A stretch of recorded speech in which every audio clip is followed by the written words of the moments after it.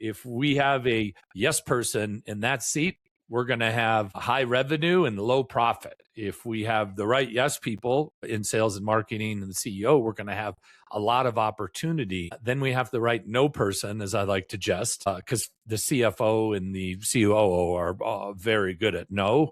The best ones are able to tell you no in the nicest possible way. Welcome to the Profit Answer Man podcast. We believe the purpose of business is to make lots of money. We'll show you how to scale and grow your profit and cash flow, all while working less. We're a big fan of the ELF model: easy, lucrative, and fun. If you're the backbone of America, you deserve to be well rewarded for that. Listen in to see how other business owners are doing it and how to maximize your profit and cash flow.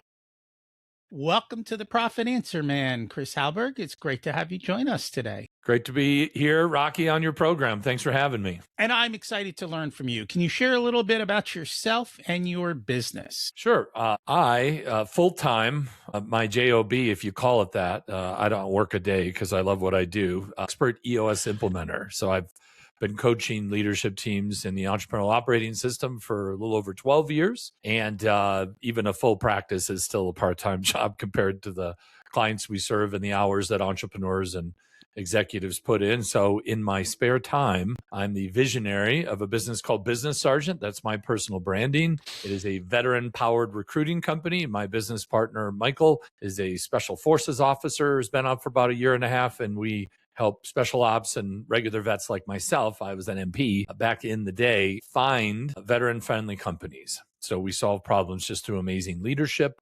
And why wouldn't a company, want a leader that's had millions of dollars in education, in leadership, project management, team building, relationship building, all that kind of stuff? And then my other jam as a visionary, because I can't help myself, is I'm the president and founder of Go Expand, the latest EOS authorized software. And what makes Go Expand unique is does all the tool stuff. It's a bunch of people stuff. Turns out that's what companies are, a bunch of people, and an AI agent. So it's the latest and greatest technology to kind of glue your operating system together. People spend a bunch of time in there. So I'm doing 3 things right now, and focus, I know we can't talk about that, but the neat thing about being good at an operating system is understanding your strengths and weaknesses. So I have integrators, folks that are professionals who run both of those businesses. And of course, I have to show up and do the coaching myself. So that's how I'm able to do all those things, still have a normal life and plenty of time for life's passions. I love it. And I love the fact that you're not operating your businesses. You let other people operate the business. You do the parts you love. That's the way it is for me. That's how you end up with a life you love, because you don't do the things you don't enjoy. Someone else can do them, right? There's a book called Who Not How. Who can do this for me instead of me? Dan Sullivan, right? Exactly. Or a lot of times he'll say that's, who not how, who not what, because the right who fixes the how and the what without any consternation. The wrong who creates all kinds of issues for you, the CEO, the visionary, we're supposed to be external, like doing stuff like this. This is a very visionary type thing. And if I'm doing TPS reports at the office, right, then who's out promoting the brands, right? And I also am allergic to TPS reports. So I'm very thankful that I'm here with you, Rocky, and I'm not stamping widgets on a line or doing reports. Yeah, unfortunately, most business owners are allergic to the financials, which creates a whole nother problem that we'll get to. But before we get to that, you said something before we hit record, and you said you want to solve a problem, hire a Green Beret. What you mean by that? Well, I mean, it's the people we place, a lot of them are special operations, specifically Green Berets, because my integrator, Michael Crisilla, has only been out of the special forces for about a year and a half. And he was a Chief Warrant Officer 3, highly technical expert, Green Berets, Silver Star, Purple Heart, Bronze Star, you name it. Michael's got all the t-shirts. As we place these people with sometimes no business experience, they're just getting out of the military, the special forces community. And if you need a general manager, an East Coast logistics person, unless you're splitting atoms, we got nuclear fission, molecular biology, something going on at your company, those types of humans can learn what you do at your business in a quarter or two. Your best leader on their best day couldn't carry my guy's rucksack for an afternoon. So it's just like one of these things, we call it the halo effect. We drop one of those special humans that has been selected, 1 out of 1,000 again and again and again, and they just don't lose. They somehow, just like a cat, you flip them up and they land on their feet. They solve problems, they build relationships. We've already had helped with some turnarounds. Like, I don't think we can do it. Like, well, hang on. Within a month, the halo effect, the people next to the Green Beret, the people next to them, negativity. And there's no yelling. It's not like a TV show where people are doing push-ups, in the conference room. Just this calm, yeah, I understand that's a problem, but it's not really a big problem. You want to hear what a big problem is? Story time. And then a minute later, like, yeah, this report not being done, or these slides off, or the client thinking they want to fire us. Yeah, those are definitely an issue, but in the grand scheme of things, completely solvable. So it's just cool, calm, collected, resolute, intelligent, just warrior statesman. Just for those that don't know, getting that little funny green hat, it's 2 years of grueling training, and then, another couple of years to be completely operational. And only 7% of the US population, Rocky, has served in uniform, 7%. And of that, 3% are in special operations. So we're really talking about half of 1%. So it's pretty awesome. And they don't cost any more to find or hire or retain than a normal candidate. So it is just value up the wazoo. And that's why we have companies that are just like, how many can I have? Because it's just a game changer to have people, and they can learn finance and numbers. And even if they don't come from that world, part of the job in a special forces ODA or an A team is each Green Beret has a other assignment other than their specialty. And don't you know, budgets, training calendars, like, I know they've got nice budgets over there, but when the money runs out, they got to do something else for training. So even elite soldiers have to understand their numbers. What is it that makes them special? What is it, the secret sauce that makes them somewhat different, or what they bring to the organization different than someone else? I would say their commitment is otherworldly. Think Olympic athlete, someone who fails again and again and again, but doesn't give up. They persevere. They find a way, the creativity. So not only physically do they have to be like near Olympic shape because of the work they do, extremely autonomous, behind enemy lines, linguistics, right? Every Green Beret has to learn a language. So not only do they speak in English, they're able to be versatile in another language. So I think, like, when you volunteer for the hardest job in the Army, and then you're successful there and you become an instructor and you print other Green Berets, you're just a masterful problem solver, team builder. These guys take farmers and depose governments. Like, that is not a small thing to do. Is, de oppresso liber, to free the oppressed is their motto. So, like, back to the business side, they don't quit. They're creative. They build relationships. They build alliances. And where we had maybe some bad pockets of culture, low accountability, they just lead by example. Rocky, I think, is really, they're well rehearsed, and they show up every day as an example for others to follow. And, there are a couple things in there that I heard that I think are very important that we take for granted. Accountability for yourself and holding other people accountable to what they said they would do. Solving problems, but also deciding, what problem do I need to solve? Do I need to solve this one or this one? Because that one's minor, this one's major. I'm going to figure out which one is most important, right? Out of those. And I know we probably didn't talk about it, but creating systems and processes so that we just execute consistently on what we say we're going to do. Yeah, their mastery of the basics is striking. So, like, the skill level 1 stuff in their sleep, and then they get into the 202, 303, level 4, level 5 skill sets. And to be able to go that deep on some topics and be a true subject matter expert, but it doesn't matter what your specialty is, whether it's weapons or being a medic or communications. They're all just warrior scholars. The school after school after school after school, never stop learning. So I would say hungry to gain and share knowledge is probably one of the secret ingredients. It's funny. My kids went to a classical school. And so in a classical school, you're not taught what to think, you're taught how to think. You're taught how to learn. So they teach you how to learn so that no matter what the subject is, you have a process to learn how to learn that subject? Because it's all the same. It's understand the language and the grammar of the problem, understand these different things, and then you can quickly learn and go forward with it. So, what about the rest of these business owners who can't find a Green Beret? What do they do? Well, I mean, you could just hire a regular veteran like myself. Remember, we're the real more populated one with 7% of the population. So now, granted, the special forces guys are amazing and everybody knows it. And if you've ever been in the military and you see one of those unicorns in the wild, it's a bit of a rock star moment because they're kind of like the NFL players of the Army. Now, for the rest of us, right, playing beer league, D3, all the way up to D1 sports, there's not too many roster spots in the NFL, right? So like even world-class athletes, there's no path to that. So we get back to U.S. veterans. Now we're talking Army, Navy, Air Force, Marines, Coast Guard, Space Force. And the neat thing about the big military, the MOS, or the military occupational specialties. So, I was an MP, and then I was a civilian law enforcement officer. So I learned, right, negotiations, rolling around in the dirt with people, right, dealing, enforcing laws, deciding discernment. Is this a good one or is this a bad one? So it doesn't really matter what you did in the military. Anyone who had any sort of a 3, 5, 10, 20-year experience,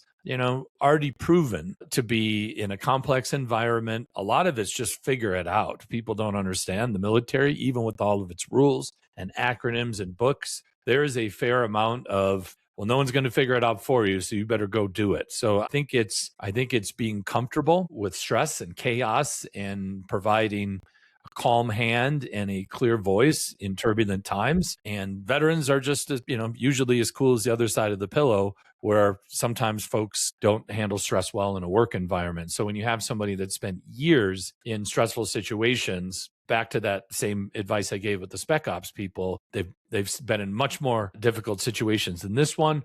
We're going to be okay. So that steady hand, great problem solving, wonderful communication, really learning how to manage up is something else you learn in the military, because not all your leaders are world-class leaders. And in the military, you can't just transfer. You can't just quit. You're signing up for a number of years. So you will be subjected to world-class leadership and you will be subjected to apocalyptically bad leadership. Either way, you got to figure it out and take care of the people beneath you and get there back and safe with a successful mission. So that's something they're not teaching in junior high and high school these days. So if we fully understand that the young people coming out of school today, maybe not as hardy and robust, let's just say, as a couple generations ago, I think that's pretty well known. Veterans, until the robots completely take over, veterans become more and more valuable as they continue to produce soft, unaccountable humans at scale. So you work with a lot of business owners. What are some of the biggest issues you see, especially as it goes towards driving profit and cash flow inside their business? Yeah, discipline once again. So yes, the word yes, let's go do that. Yes is an opportunity thing. Yes happens usually in marketing and sales. Operations, those are the no's. Yeah, we can't do that. We got to follow process. Yeah, I can't send that without a signed contract. Ooh, need a waiver on that.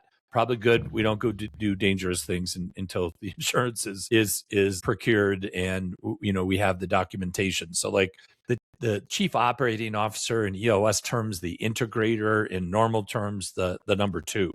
The number one, the visionary like us, right, usually come from sales and marketing, big ideas, shaking hands, kissing babies. We don't write any speeding tickets. We have an empty book of warnings. Now slow down. Whereas the number two in the military, they call it the XO, or the executive officer versus the CEO, the commanding officer. So the CEO is definitely in charge, but the CEO is dealing with higher, they're dealing with other units, think more culture, strategy, direction. Then we get into execution. That's the XO, the number two, the president, the chief operating officer. Those folks, well-timed no's are what protect our EBITDA, our profit. If we have a yes person in that seat, we're going to have high revenue and low profit. If we have the right yes people in sales and marketing and the CEO, we're going to have a lot of opportunity. Then we have the right no person, as I like to jest, because the CFO and the COO are very good at no. the best ones are able to tell you no in the nicest possible way. But at the same time, if we say yes to all the opportunities, should we sign up for this? Should we go there? Should we spend this on ads? Like all the yeses that people want from those people all have a good story. But if you say yes to all of them, there won't be any money left for us to bonus and put back into the business and return back to the stakeholders. So it's really a delicate dance, and not having the right strategic no person causes high sales, low revenue versus high sales and high profit. I like to say no, but usually I say no because the math says no. And I don't even have to say no. What I do is I just show them the math. If you do this, it says you're only going to make this kind of money, and this is how much work it's going to take. And they're like, oh, that's not worth it. I'm like, okay. I didn't have to say anything, right? The problem is most people don't do the math. And so they don't even know what the expected outcome is. They just have a good gut feeling that it's going to be wonderful. And those yes people, they have grandiose plans until you actually put numbers to that. And then it becomes easier. Now it's like, oh, we're going to bomb 20 targets. How many bombs do you have? 10. Explain to me how you're going to do that with 10. Because that doesn't make sense to me. And so then they're like, okay, now we have to do things differently. Yeah, what are the 10 targets that provide a 20 target outcome, right? Like, right. What are some +2 targets? Can we find 10 of those? Because you could solve that equation, but at the end of the day, the yeses are usually have a lot of passion and conviction behind them.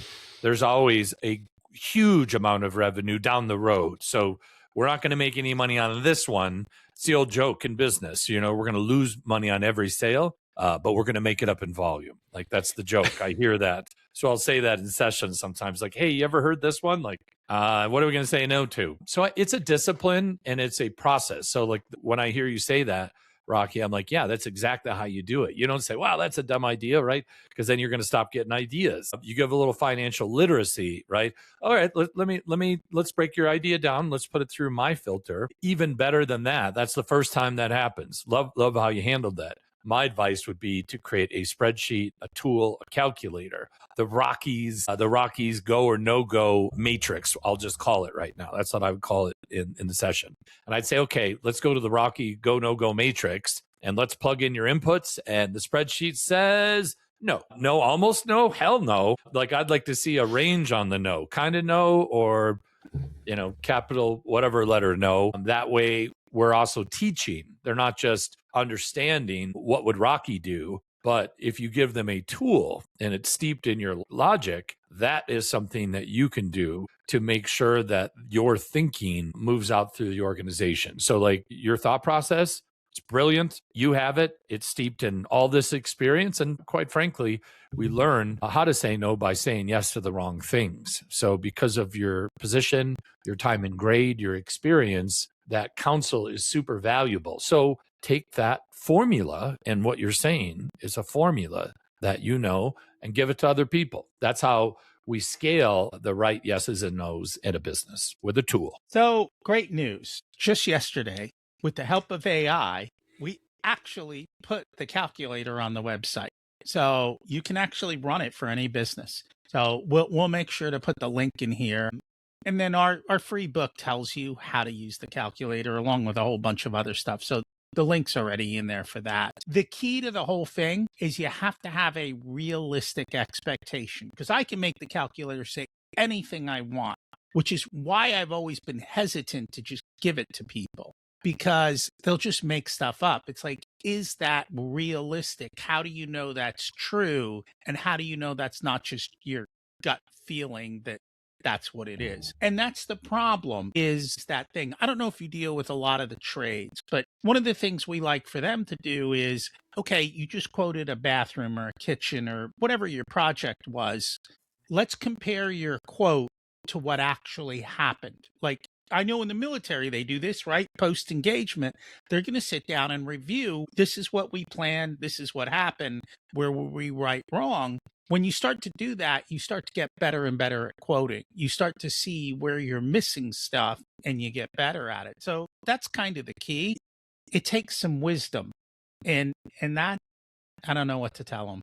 Well, I mean, the gray hairs, the scars, they're all earned, every one of them. So that's the benefit of having some senior folks with experience, is to transfer that tribal knowledge before you retire, because that's your greatest gift to the newest generation, is to give them the perspective of a seasoned one. So, what you're referring to, Rocky, is an AAR, an after action review. What was supposed to happen? What actually happened? What was the gap? What did we learn? What are we going to do different from next time?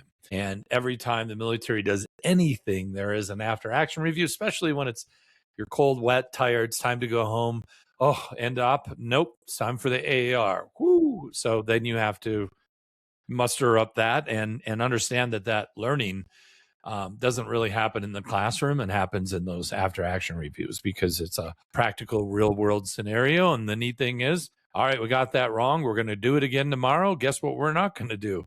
So then you get online and everyone's mindful to make the corrections from yesterday. And don't you know, we get a little bit better.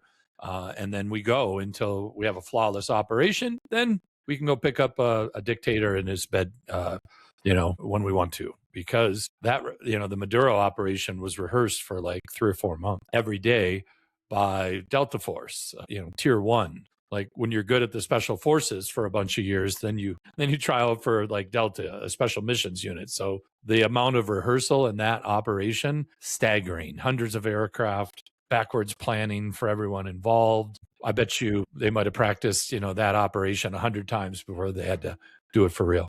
How often do you see business owners put that much effort into what they're doing? Almost never. The short answer. At the end of the day, like, you get good at what you're good at, but the world we live in, with the modern complexities of AI and human behavior and stuff, just doing what you've always done, we're starting to see that show up as not successful anymore. You know what I mean? Like, you have to evolve, because there's evolution and revolution in growth spikes. And I would argue revolution is more prominent than evolution just in the year 2026. So you better be ready to change. And you know what? That may be something most business owners aren't ready for, is things that were highly stable may not be stable going forward. If you look at, people thought government contracts were stable. They are no longer stable. There's been traumatic shifts in that whole world. And I think it's going to come to every part of business. AI, like you said, is upending a lot of things. I don't know that it's the solution. I think people are getting it wrong, in the sense of, I think AI can boost productivity. I think AI can help with a lot of routine stuff, but some people are making it sound like AI is going to run your entire company. And I don't think that's the case. I think it's a great thought partner. I'd love to hear your thoughts on it. Well, it depends what you do. So just as a recent experience, the recruiting process, like, there are some like, we have an AI agent for outreach. We have an AI thing for selection, like for the sales side, for the candidate side, for the interview side.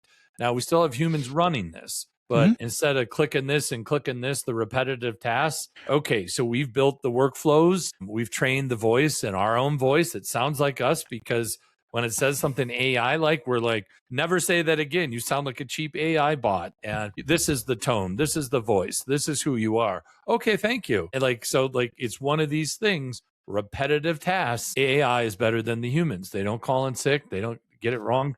Now, if we're going to talk about building relationships or the power of discernment, please don't put an AI agent in charge of life, death, important things, because it still makes mistakes. Now, that's going to change in the next couple, 2-3 years, I'm sure. But today, when I'm telling folks, should people be worried about AI taking out their jobs? Well, certain jobs, they should. Absolutely. Other jobs, no way. It's going to enhance you. So the way I like to look at AI today, Rocky, is I talk to my CEOs like, listen, you're not using it at all, and your competitors are. At some point, you're going to feel this. And I don't want you to feel it when it's too late and you're already under leveraged and they're on phase 2 of this rollout. So here's what we're going to do.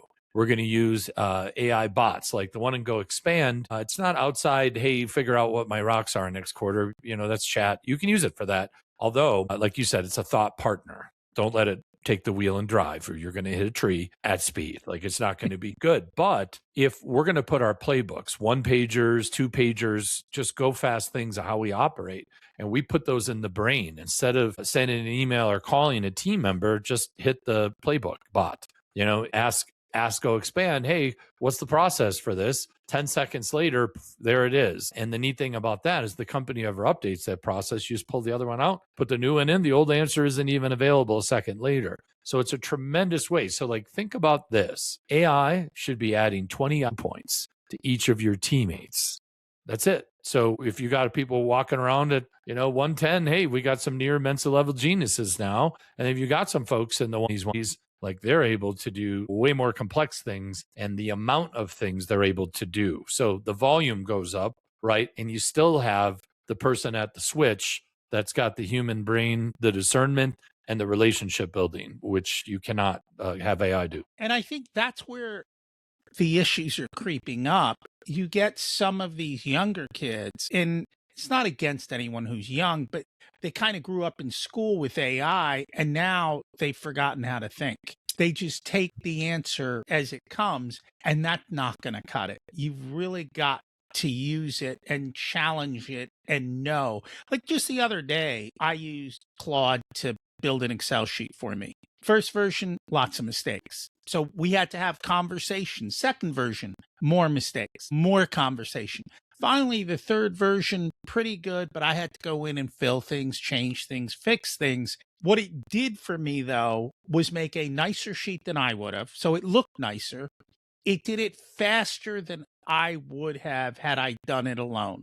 But it still requires a whole lot of conversation and a whole lot of double checking and all of that. And if the person who's doing it doesn't know how to do that, that's a problem. Or if they can't discern, or if they get lazy, there's the problem. And just in simplest terms, we talk about how people can't even give change at the cash register, even though the cash register tells you what it is. It's that same concept with AI. You still have to know how to do the work. They go together. You can't replace one, I think, with the other.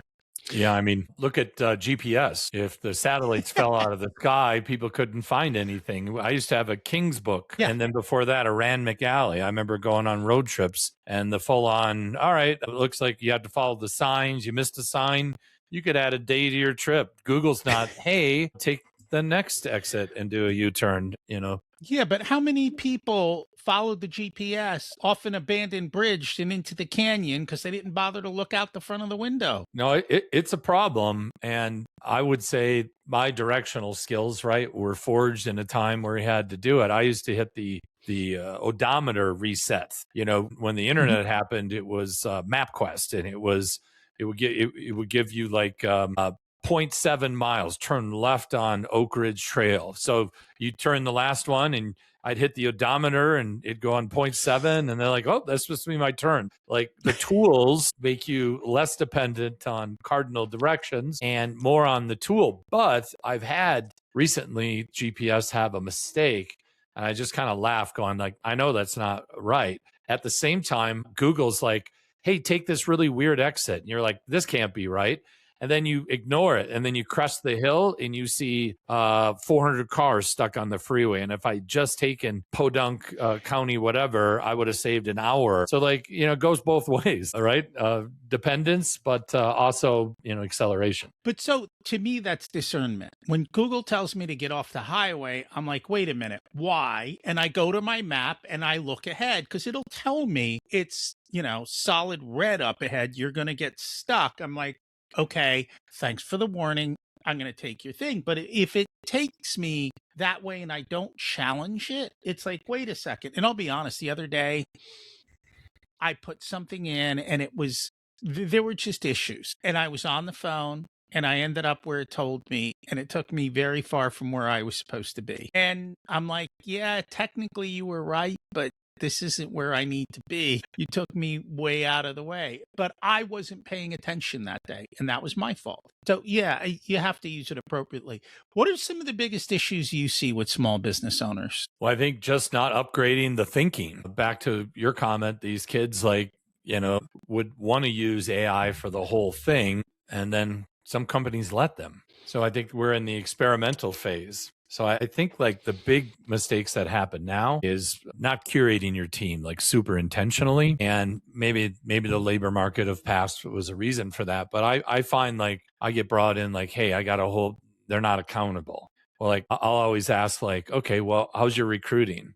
It's kind of an afterthought. Like, what percentage of sales do you spend on human capital? As little as possible, right? I'm joking, but I go through a long list of questions that I've learned in the years. And really, I don't know, like 70, 80% of the time I come to the conclusion, well, it sounds to me like because you don't have access to great people, you are trying to make do with less than great people. And the reason why you're frustrated is they just don't have the horsepower to do the work. So you're failing and you're not doing anything about it. So hanging on to the wrong people for too long is the number one mistake in business. I mean, even world-class companies, I'll find some of the wrong people in the wrong seats in the wild pretty consistently. So I think like the big thing, and, you know, the world, for whatever reason, has taught people to be overly inclusive. A culture should be exclusive. It should be inclusive to the right people who are weird like you are, value what you value, care about what you care about. But for the people that are counter to what we want to do, keeping those people around, we'll call those the terrorists, not the activists. I find a lot of people actively working against the very organization that supports them. And it doesn't make sense because life's too short to go against the grain constantly. So I think when we have the access, a waiting list to work at our company because we've curated a team, accountability happens because people want it to happen. If you can't hold someone accountable, it isn't something you do to someone. It is a common byproduct of having aligned people who are healthy and are in it to win it. And the neat thing about an operating system, right, is we have a hell yeah and a hell no circle. The middle circle, the Venn diagram's just hell with flames on it. So like, hell yeah, let's do that. Hell no, let's do that. Let's not do that. Too many people are in the middle circle where they're not 100% either way. They're trying to straddle the line. And there's an old saying in business that the road to business failure is paved with squirrels that couldn't decide. So like indecision and not having the right people are the two there if we want a bonus one. So what do you do for the smaller businesses that say can't afford great help? Well, you're paying for great help with your not great help. So this is a fallacy that is not the right way to think about it, although I totally get it. Point being, you know, we hire people in the 75th percentile. 50% being scale or average, right? So a lot of my clients, we start people off the street at a higher. The neat thing about A players is they can do 2x of a C player, but you almost never pay an A player 2x. You pay them 1.2, 1.4, maybe 1.6x. So I would just challenge everyone's thinking and say there's a profit margin. If you hire a unicorn, and a unicorn can fly 100 miles in a day, and a jackass or a donkey can walk maybe 10.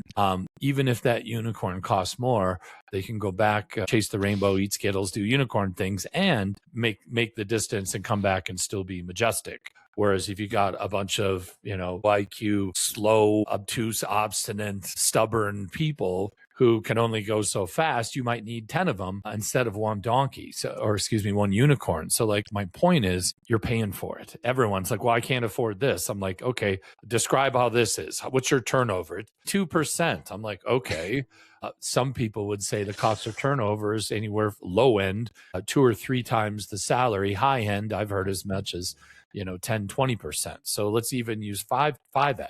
If it's $100,000 position and that person is not the right person in the right seat, the business is losing about $500,000 worth of opportunity, profit, whatever it is, by not having a solid operator growing roots and tribal knowledge. And we're constantly turning over. So if it takes 90 days to not be the new guy or the new girl, and we're turning people over every 60 days, we don't have any experienced operators because we have a culture where if a unicorn was to show up to a burrow pen, excuse me, I'm a unicorn, I don't belong here. Whatever, stall 5 is yours. Like they're going to cut through the fence, they're going to fly over the fence, they're going to be gone. So there is budget for all of these grand ideas. If you see the big picture and understand and can actually numerate the high turnover or the symptom that's presenting itself, it's extremely expensive to not have a stable, long lasting employee that your customers form a bond with. Let me give you an example. I bank with a really big bank. They've been around since the 1800s. There might be a wagon involved with their logo. They're huge, but your personal banker, like you got a new personal banker emails every month or three. So it's like really hard to get a relationship with a banker because the turnover in that space is really high. Whereas if you go to a small bank, a boutique bank, or same thing with wealth management or insurance, or insert your CPA or whoever. And I'm not saying the big companies can't get it done, right? They're big for a reason. What I'm saying is the turnover is a little higher than I would like it to be. So I've stopped responding to meet your new banker emails because I feel like the effort of trying to build a relationship with someone who's either they're getting promoted internally or they're moving on or whatever, it's just not the same thing where you know what I mean? My insurance guy has been my insurance guy for 20 years. I like working with privately held entrepreneurial businesses because they, tend to understand the value of a longstanding relationship a little bit better than, huge, monolithic bajillion-dollar companies who, have 40,000 employees. It's much harder to do it there. I agree with everything you said. The only thing that I would challenge is I don't think an A player brings value at 2 times a C player. I think an A player might bring 5 or 10 times the value of a C player. Oh, yeah. I might have been low on that. In many cases, it can be higher, but I'm just saying at a minimum, it's 2x. At a minimum, I agree with you. And one of the things that I have found is, especially in retail, if you don't pay well to that person in your business, you're going to lose customers and you'll never know why, because your low level employees presented a very bad face that I don't need to do business with you anymore. And I think in today's world, that's happening faster and faster. So you have to have the right people. You got to hold it really comes down to the accountability, the systems, hiring the right. Everything you talked about is working on your business instead of in your business and doing that stuff. And yet so many small business owners really fight against this. And I don't know what to say. Yeah, well, the cost to go out and find the right person is a fraction of hanging on to the wrong people. But until people get that through their skulls, they'll continue to behave that. So if anyone's listening today, like this is a pretty common issue. It's okay. You're probably doing it to some degree, but be critical of yourself. And do we have the systems in place? Do we have the comp, the benefits? What about the vibe? Because even if you pay well, but you don't treat people with respect and dignity, courtesy, you know what I'm saying? Like it's culture, cult, root word. The highest form of culture is a cult. So like if there are organizations that are all willing to drink, green Kool-Aid that's poisonous, like, obviously there's a bunch of mental health in that. There's some wrong things happening, but there's some folks that know how to build the team right there versus, oh, I can't find good people. Or yeah, our industry. Well, interestingly enough, if you find any industry, I can show you a top performing person in that space and bottom performing people in that space. Same space. Some industries, the cost of labor and the sales price to the street, right? There's some compression there, and you can only do what you can do. But I think if you bill yourself as a elevated experience, you can be good, you can be fast, or you can be cheap, Rocky, but you can't be all three. So if you could be two of those things, that's the old saying. And I still think it pretty much runs true.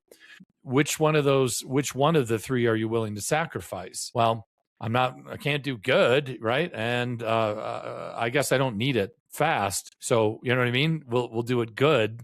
And we'll do it cheap, but we can't do it good, fast, and cheap. And any one of those three are hot swappable. And for the most part, that papers in reality. But as a business owner, you just assume your clients are looking for all three. And of course, wouldn't that be great? But I think humans are reasonable enough to say, if you're selling this house, this is not your primary, this is an income property, so you're not emotionally attached to it. like commercial construction. You see my commercial construction partners, the clients are a lot less emotional. It's all about, well, you didn't get the change order, so we're not going to pay it. Like, it's a legal game. It's litigious, the construction space, in a big way, because it's all about documentation and sign this and sign that. In a business to consumer standpoint, like, that corner isn't like perfectly mitered. Like, yeah, I'm going to look at that every day. I'm not going to feel good about our time together. Like, all right, I'll redo the trim. Like, because at the end of the day, what do you want somebody a year later? Who did your windows? Oh, so-and-so, but look at the joinery there. I wouldn't call them. Like you might lose 3 or 4 more future jobs by saying, yeah, they're good enough for government work, versus sending somebody back out there and redoing the trim. No, I agree with that. And I think what I find is a lot of small business owners really struggle on the pricing side. And the reality is, racing to the bottom is never going to be something you want to win, right? So don't just compete on price, because it's not a fun way to do business. That's all. I'd rather you figure out how to do it better, and it's a much better way to go. If people would like to learn more about you, how you work, and maybe hire a vet, how do they find you? They can find me on LinkedIn. Easy to find there. They can find me at eosworldwide.com/Chris Hallberg. They can email me at chris@goexpand.com or chris@bizsgt.com. Those are the places folks can find me. Awesome. And we'll put that in the show notes. Thank you so much for joining us today. Pleasure. Thank you very much, Rocky. Great to meet you.